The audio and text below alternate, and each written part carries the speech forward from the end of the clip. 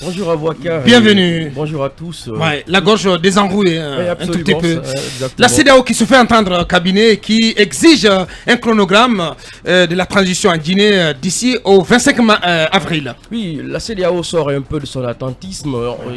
Ces dernières fois, on a vu que la CEDEAO est restée un peu elle a caressé un peu dans le sens du poil, si on peut lui dire. Et qu'elle a été plutôt clémente vis-à-vis de la Guinée, avec la junte guinéenne. Et cette fois-ci, je crois qu'elle en a un tout petit peu marre de l'attentisme de la Guinée, de la junte qui se cache plutôt derrière, un peu comme un soldat qui se cacherait derrière un bouclier qui est le CNT. Et je crois que là maintenant, la CEDEAO veut aller un peu plus vite. Elle exige que la junte communique un chronogramme et que celui-ci soit rapidement rendu public d'ici le 25 avril prochain. Et on attend de voir effectivement la réaction du gouvernement. Mais le gouvernement s'est déjà fait entendre à travers son porte-parole chez le confrère de Guinée News, réaction qu'on peut qualifier de musclée. Hein. Oui, on a écouté un peu le porte-parole du gouvernement. On l'a lu plutôt. Oui, on l'a plutôt lu sur Guinée News. Effectivement. Il faudra peut-être attendre. On va lui reposer la question tout à l'heure. Exactement, on va lui reposer la question et on saura dans les limites près et dans les expressions près ce que le gouvernement dira exactement. Parce que ceci étant, je crois qu'il y a une urgence aujourd'hui, c'est que la CEDEAO est rejointe d'une certaine façon par une opinion publique qui exige aujourd'hui de la junte de communiquer sur le chronogramme, mais aussi la société, disons les partis politiques, le FNDC et tant d'autres organismes qui demandent à ce que ce chronogramme soit rendu public. Parce que ce qui change, c'est que si en 2021, donc après le 5 septembre, lorsque la CEDEAO a exigé que la Guinée et que la junte libère Alpha Condé et que des élections soient organisées les 6 mois suivant les élections, en ce moment-là, on a remarqué par exemple que même les partis politiques n'avaient pas été assez tendres avec la CEDEAO. On avait relativisé un peu. Effectivement. Mais cette fois-ci, aujourd'hui, le contexte a changé. Absolument, le contexte change. Le colonel qui avait donc sa cote de popularité qui culminait les 65% en septembre, aujourd'hui, on peut bien évidemment. C'est spécialiste des sondages qui parlent. Exactement. Aujourd'hui, on peut estimer à combien c'est la dégringolade pour le colonel en termes de cote de popularité. Une étude de l'AGSP en route dans ce sens, il sera disponible courant mois d'avril. C'est assez compliqué. C'est vraiment la réalité du pouvoir à laquelle fait face désormais le colonel. Bonjour l'enfant de Koumi. Oui, bonjour le juste, bonjour à tous. Bien. Félicitations. Merci pour cette consécration qui n'est nullement une surprise. C'est tout mérité. Grand bosseur, grand généreux, un manager à l'écoute de ses employés, de ses collaborateurs. Et franchement, c'est comme le communiqué de Mapcom l'a dit, c'est plus de 10 ans d'un travail acharné. Et l'homme qui touche, disons au plan et qui le transforme en or. Félicitations. Merci, félicitations à Koumba Diallo qui est un régal. Mais il n'y avait aucun doute sur le prix des Koumba. C'est le prix le moins disputé.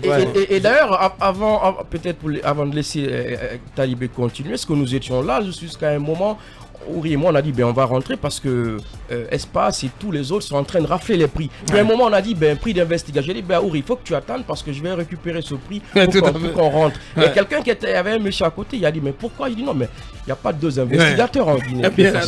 Oui, parce que après Colombo qui a rejoint le pouvoir, donc il n'y a plus match. Bien. Voilà, soit dit en passant, salut MMS, franchement.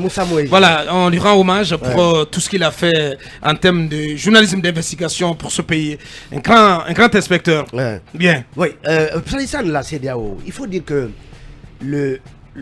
la conférence des chefs d'État de la CEDEAO a administré des coups de sabot à la transition.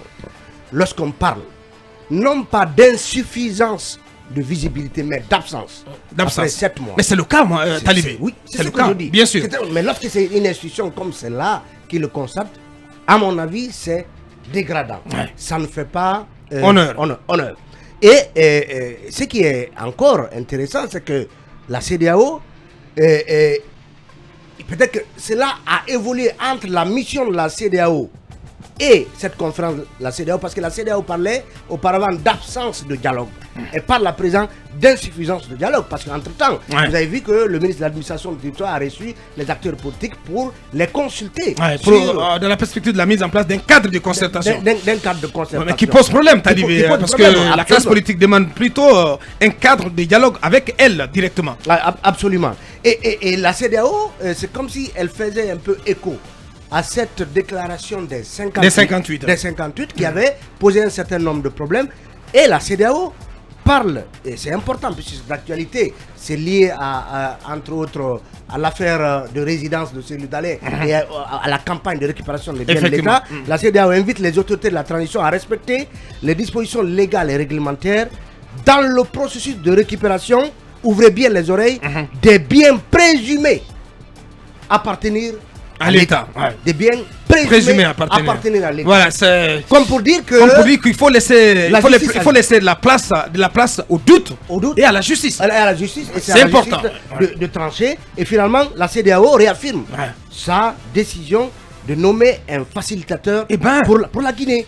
Absolument. Je ne veux pas ce détail. Oui, la CEDEAO s'y accroche et tient à ce qui en soit ainsi. Et le stade qu'on a atteint, comme on dit, l'eau est en train de monter entre les acteurs politiques. Comment ça, l'eau est en train de monter et le CNRD.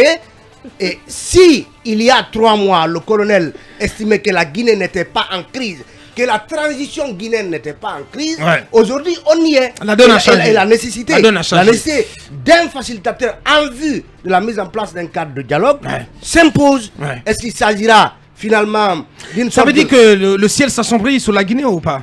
Oui, parce que pour conclure tout cela, la CEDEAO ferme. Elle ne laisse pas entrevoir des sanctions, mais elle dit des sanctions financières, économiques et financières entreront immédiatement en vigueur. Donc, si la CEDEAO n'a pas un chronogramme au plus tard le 25 avril. Passer le 25 avril. Mais quand la CEDEAO parle, parce que justement, parlons-en un tout petit peu, quand la CEDEAO brandit des sanctions économiques et financières, parce qu'il y a le fameux shift à Kumba, je crois qu'il faut en dire un mot pour expliquer à l'opinion de quoi ça retourne, le shift. C'est que le problème... Parce que c'est le dernier levier sur lequel que la CEDEAO peut actionner et savoir que les décisions de la CEDEAO sont reportées directement chez les autres. Voilà. Et au nom du principe de subsidiarité, c'est assez compliqué. C'est l'angle que je voulais soulever. Il ne faut pas jouer avec la CEDEAO, mon cher. C'est que les décisions de la CEDEAO sont généralement endossées par l'Union africaine et par les organisations internationales telles que les organisations du système des Nations Unies. Ou encore l'Union européenne. La Guinée est un pays, si vous voulez, qui vit des revenus miniers qui sont souvent payés à partir de l'étranger. Et les paiements sont généralement en dollars. Et je pense qu'une difficulté avec la CEDEAO, une sanction économique et financière qui serait prise au sérieux par l'Union européenne et les États-Unis d'Amérique pourrait créer des problèmes très sérieux à la Guinée. D'autant plus que la Guinée, en dehors des produits miniers, qu'est-ce qu'elle produit qui pourrait nous permettre de supporter? Mais je crois que l'erreur de la Guinée a été de déclarer ouvertement qu'elle ne respecterait pas les sanctions de la CEDEAO contre le Mali. Et je pense que cela pourrait jouer fort sur la junte guinéenne, ce qui risque de nous arriver à l'avenir.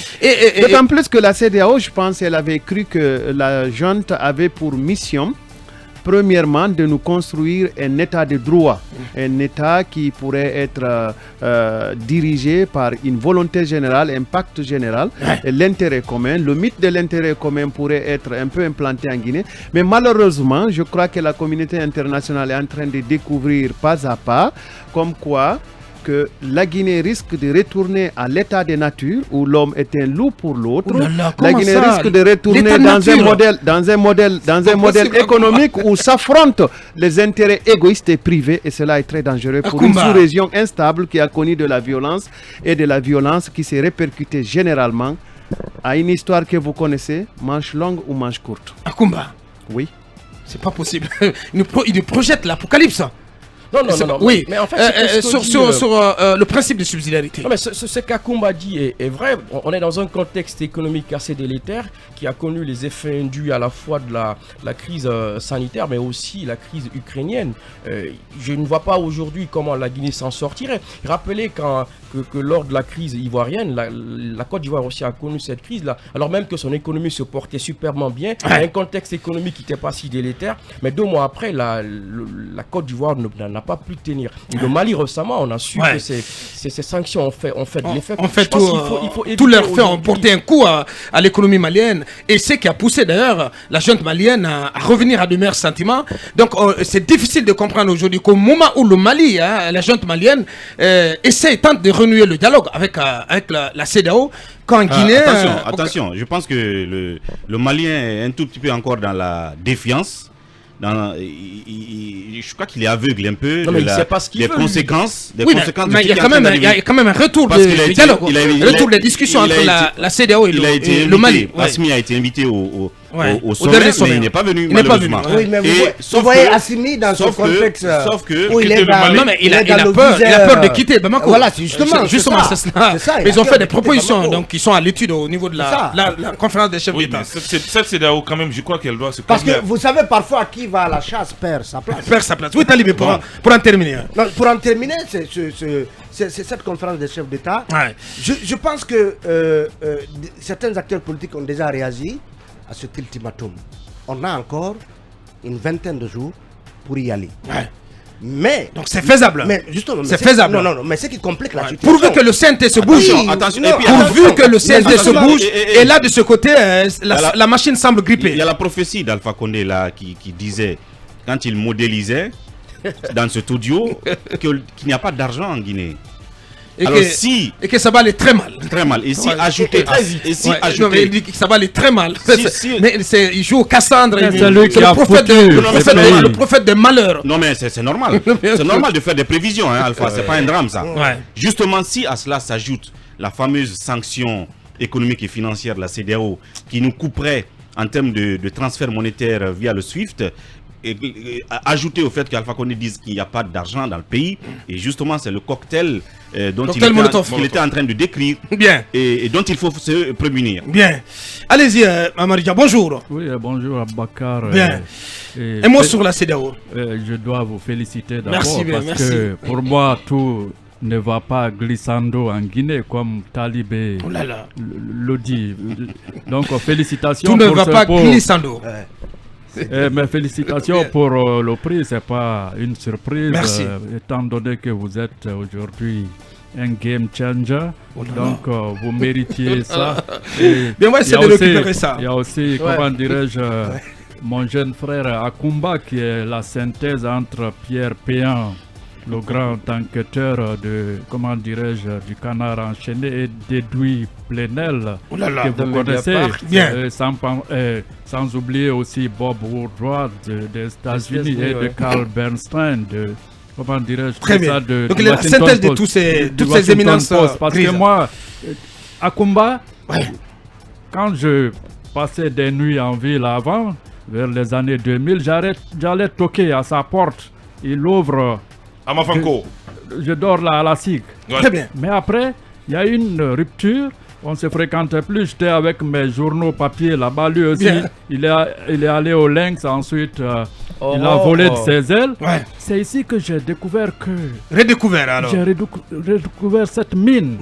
Cette mine que constitue... Cette mine de savoir. De savoir. Question de mine. Je suis vraiment bluffé parce que quand je regarde le parcours de tous ceux qui était là dans la presse, vraiment, il fait partie des meilleurs. Il s'est battu, il s'est construit. Donc, je suis très content. Pour revenir... Et tu as les appréciations de mon cher Remo Aboubakri Ba, le directeur général de 6 médias.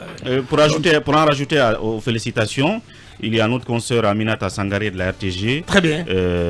Qui vous félicite, Aboubakar et Akumba. Bien. C'est ma soeur. Voilà. Moi, c'est mon épouse. Elle dit que c'est Wassolo qui gagne. Bien. Merci. C'est Wassolo qui gagne. C'est quoi je disais que c'est ma soeur. Mais il ne faut pas de récupération. Donc, pour revenir à la CEDEAO. Je crois que la jeune doit prendre en compte les recommandations de la CEDEAO parce que de toutes les façons, on ne peut pas faire autrement. On est membre de cette institution. Effectivement. Et fixer un chronogramme pour aussi même accepter qu'il y ait un facilitateur. Parce qu'aujourd'hui, la classe politique est divisée. Il y a l'aile dure qui s'est braquée. Effectivement. Par rapport à cette histoire de casse de la résidence même du de la tête de file de la classe politique. La classe politique, c'est devenu une affaire politique. Donc, il y a l'électricité dans l'air. Il faut que le colonel, qui, pour moi, de toutes les transitions de Conté à Dadis, Sekouba, pour le moment, c'est le meilleur. Parce qu'en 6 mois, je n'avais jamais vu ça. Il faut le reconnaître. L'honnêteté commande que vraiment qu'on ne jette pas ces bébés, qu'on ne l'étrangle pas, qu'on ne l'étouffe pas. Je suis d'accord. Mais est-ce qu'à ce stade, vous commencez à douter? Je suis contre l'infanticide. Mais est-ce qu'à ce stade, vous commencez à vous poser des questions? Je voudrais contrer mon beau. Je doute parce que, pour moi, le colonel... Parce que quand même, vous êtes reconnu comme un grand soutien de CNRD. En tout cas, dans ce studio, c'est pas que voilà, vous allez avec eux dans les salons et tout ça là. Non, on le sait, je précise. Non, vous êtes l'intégrité personnifiée. Là, je le dis. J'ai dit, pour moi, jusqu'à présent, c'est le colonel en personne qui se fait, comment dire, qui fait un effort surhumain pour résister. Bien. Comment dirais-je? À ces mauvais génies, tout ce qui est posé là. Parce que je sais, les forces centripètes. Mais si c'est lui qui a encore le gouvernail à main, à lui de redresser la trajectoire du navire. Mais en plus, je pense qu'à un moment donné, il faut arrêter de s'en prendre. Si tu permets, il faut arrêter de s'en prendre à un moment donné à cette fameuse, ce qu'on appelle la fameuse partie toxique. J'espère que les forces centripètes auront quand on est numéro 1, on a la décision première, la décision définitive. Je pense que c'est au colonel de redresser la barre. C'est important parce que le navire CNRD, le navire de la transition est en train de tanguer. Et ça, il n'y a aucun doute là-dessus.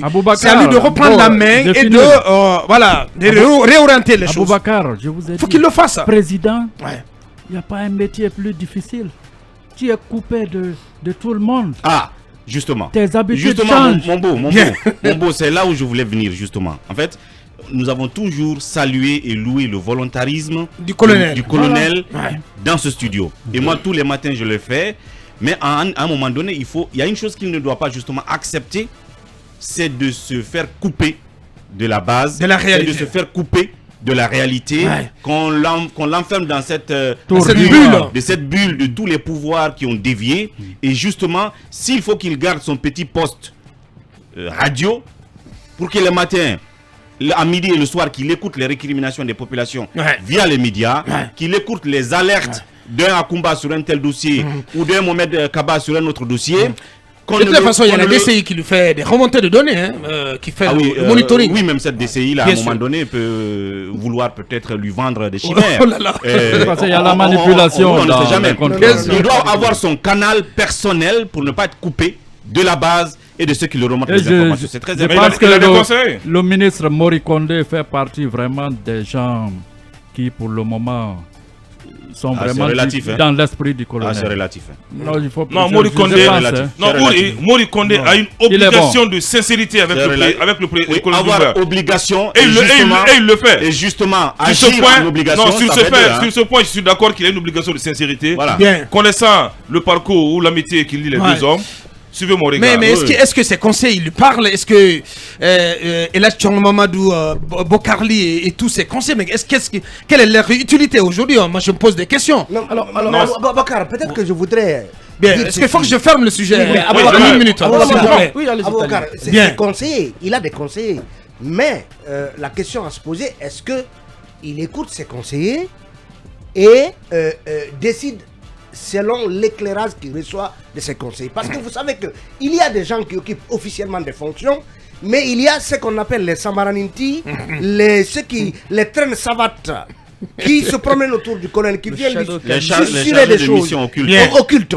Est-ce que c'est eux qui ont le dessus sur les conseillers attitrés que nous connaissons? Il faut se poser la question. De toute façon, c'est le colonel, c'est lui qui a pris son destin en main, qui allait à la mort, comme il le dit.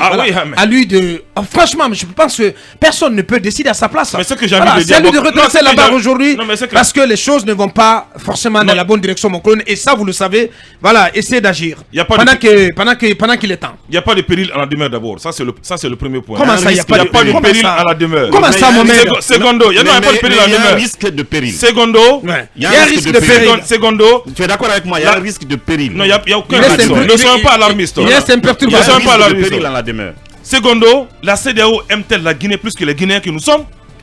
Je me dis non. Mais qu'est-ce que tu racontes, Mohamed? La CEDEAO aime-t-elle la Guinée que les Guinéens que nous sommes? Mais puisqu'on me dit non, tu laisses pas, Mohamed. Toi, non, mais j'en Allez-y, je te laisse parler, point par point. La CEDEAO est en train de porter la voix de certains leaders politiques qu'elle parraine. C'est ce qui est connu de tout ça. Mohamed. Chaque leader politique a son parrain au sein de cette CEDEAO. Donc ce sont les remontées d'informations de ces leaders politiques que la CEDEAO essaie de nous imposer. Moi j'ai envie de dire une chose. La Guinée, nous n'avons pas de crise. Et il n'y aura pas de crise. L'envoi d'un facilitateur, c'est une immixtion à notre souveraineté nationale. Ouais. Parce qu'il ne peut pas continuer, la CEDEAO ne peut pas continuer à parler à la place des Guinéens. L'une des exigences. L'une des premières exigences de cette CEDEAO, c'était la libération du professeur Alpha Condé. Aujourd'hui, c'est chose faite. Alpha Condé est libre. Tu les félicites pour ça ou pas? Non, Alpha Condé est libre. Le CNT. Maintenant qu'Alpha Condé est libre, s'il vous plaît, le CNT est en place. Les assises sont annoncées. En bon sens de Dieu, qu'est-ce que la CEDEAO veut enfin de la Guinée? Elle veut nous asphyxier, elle veut nous étrangler. Donc on n'a pas besoin. On n'a qu'à le laisser en paix, c'est ça. Le faiseur de roi, je vous assure sur l'honneur qu'aujourd'hui l'opinion publique est favorable au colonel Doumbouya. Ne soyons pas alarmistes. La CEDEAO met certains moyens de pression sur la junte. Tu as mené une enquête pour le savoir? Elle va sanctionner d'abord quel membre de la junte? Elle va sanctionner qui? Je ne sais pas. Elle va prendre par exemple le colonel Doumbouya. Bon, je te sanctionne, tu ne peux plus voyager. Colonel Bala Samoura, tu ne peux plus voyager. Sadiba, mais on va vivre en Guinée, nous sommes des Guinéens. C'est vrai, ça, je vous le dis. Du monde, hein. On ne peut pas être coupé du monde, mais certains moyens de pression. La CEDEAO, je suis formel qu'elle doit se ressaisir un peu. La Guinée est un État souverain. Oui, nous sommes un État membre de la CEDEAO. Mais arrivé à un moment, il faut que ça suffise. Des vérités crues, des vérités de parité. Il faudrait qu'on se dise. J'insiste, je voudrais que le ministre des Affaires étrangères prenne son... le prix Nelson Mandela. Mandela prenne son bâton de pèlerin. Qu'est-ce qu'il doit faire? Non, c'est lui qui doit tenir tête. Ce n'est pas au colonel de parler. C'est à lui d'avoir les éléments de langage pour parler à la CEDEAO. Parce qu'à chaque fois qu'on est alarmiste, qu'on dise la CEDEAO, cette CEDEAO, on ne peut pas s'en passer, nous allons tomber dans le trou. Et la Guinée n'en a pas besoin. Moi, je pense que le colonel est sur la voie. Il faudra surtout l'encourager et le soutenir. Le Guinéen doit soutenir le colonel. Tout le monde l'a soutenu ici le 5 septembre parce qu'on n'avait plus besoin de l'homme Alpha Condé. Pendant qu'il est en train de redresser les choses. Il était devenu le problème de la Guinée. Non, je ne sais pas trop. Mais bien sûr, Mohamed. Aujourd'hui, je vous dis, même vous qui êtes là, vous regrettez Alpha Condé. Non, ça je vous dis. Tu as demandé mon opinion. Non, vous regrettez Alpha Condé. Mais alors pas du tout. Non, vous regrettez Alpha Condé. Pas du tout, franchement. Il veut t'attirer dans son piège. Non, mais il peut pas. Mais je le dis clairement, crûment. Mais pas du tout. Non. Alors pas du tout. Moi je regrette Alpha Condé. Non, moi je le regrette. Parce que je sais qu'il était sur une voie. Je le regrette. Même si aujourd'hui je dis que je le regrette, point, Mohamed. Ok, moi je le regrette, le faiseur du roi. Bien. Donc c'est ton point de vue. Le CNRD sur la voie d'Alpha Condé, quoi. Non, le CNRD. Le CNRD n'est pas sur la voie d'Alpha Condé, c'est différent. Alpha Condé est un président démocratique. Mais là, il t'a piégé la France. Ouais, le politique. Il t'a eu complètement. Oui, Kabina, une minute pour clore. Il m'a fait dérouter. On doit parler de la Sogipa. Parce qu'on aille très vite. Je pense qu'il faut quand même relativiser une chose. Il faut éviter tout le temps de dédouaner le colonel. Le colonel est celui. Je suis d'accord, c'est celui qui a pris le pouvoir. Et nous sommes dans une gestion de pouvoir verticale où le président de la République est celui qui décide. Donc je crois qu'on fait beaucoup de cadeaux au colonel en s'attaquant bien sûr au conseil, à son entourage. Et ceci a été, disons, l'argument, l'alibi qu'on a toujours brandi quand il s'agissait des mauvaises pratiques des chefs d'État. On l'a souvent dit d'Alpha Condé. Conté aussi, on a plutôt parlé de l'entourage de Conté, alors qu'en réalité, dans un régime présidentiel où le pouvoir... Comme le nôtre ici, comme le nôtre, où le pouvoir est vertical, c'est le président qui décide. Lorsqu'il veut, ça va très vite. D'ailleurs, la preuve, quand on prend ces assises, le colonel les a lancées avant même qu'on ait les TDR. Donc, avant même qu'on mette en place ce CNA, le comité national. Exactement. Donc, c'est le mode de gouvernance. On fait les choses à l'envers. Donc il faut plutôt parler au colonel parce que ce qui est vrai, ce qui in fine, c'est lui qui va être comptable de ce qui se passera en Guinée. Bien entendu. On parlera que de lui. Bien entendu. Les conseils, les ministres et autres resteront là-bas et ils vont se reconvertir en opposants et en acteurs de la société civile. Voilà qui fait mal.